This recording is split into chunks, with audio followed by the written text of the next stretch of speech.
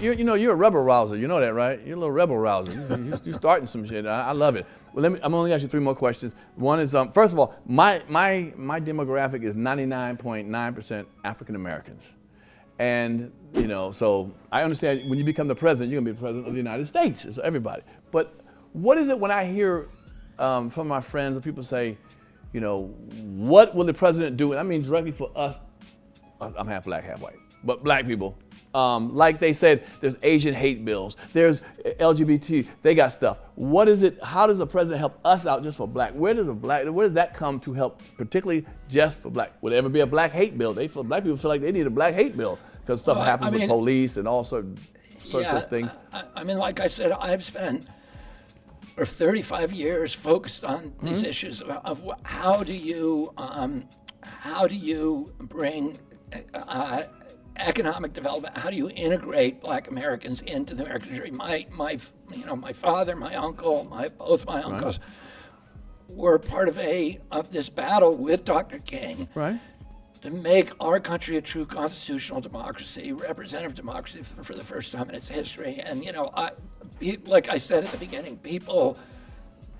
I have a family legacy that has committed me to that issue. I have a personal legacy that does that. I'm going to need a lot of help, a lot of thoughtful people advising me to how to do this. But here's a couple things that I have learned. Okay. One is that, it's part of the liberal ethos to say that we have to end racism. And the way that you do that is by canceling people who have hate speech, et cetera, and by teaching kids not to be racist. To me, that's going to have a limited effect. It's aspirational, it's a good thing to do, but it's not going to solve the problem. What's going to solve the problem of racism is never going to disappear. It's innate in we're hardwired to be tribalistic.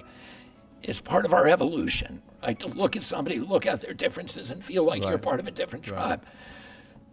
But what you do, the remedy for that, is to give kids self-esteem so that racism doesn't bother them, so they're bulletproof against it. Okay. And how do you do that? You get self-esteem by doing esteemable things. You have to start by giving kids a good education. Our education system is a crime in this country. It's criminal enterprise. We are letting down these kids. They come out, they can't do anything with their lives. And we need to change that. And now with affirmative action gone, particularly high education, we need to put a lot of resources into the HBCUs, and that to me is critical. But the other issue is economic vitality of those communities, and the big issues in those communities: access to capital. There's ways to get capital to those communities through the black banks. And because there are some black banks left, and you can flood those banks with capital, those banks that can then make it available to the barbershop, to the guy who wants to start a yoga studio, to the preacher who wants to put an addition onto his church, and create economic activity in those communities. When I was a kid, there was a lot of hatred. My uncle was the first Irish Catholic, the first Catholic president. Yeah, that was. There was a lot of hatred toward Catholics at that time. There was a resurgence of the Ku Klux Klan when he ran. I was called all kinds of names when I was a kid, anti-Catholic slurs. I was called mackerel snatcher, that was a big one, or Mick, or whatever, and many others. It never bothered me, because I had confidence in myself. I had an education. I knew my life was going to be okay. When somebody called me that, I didn't internalize it and say, there must be something wrong with me. Right. I looked at it and said, there's something wrong with that guy.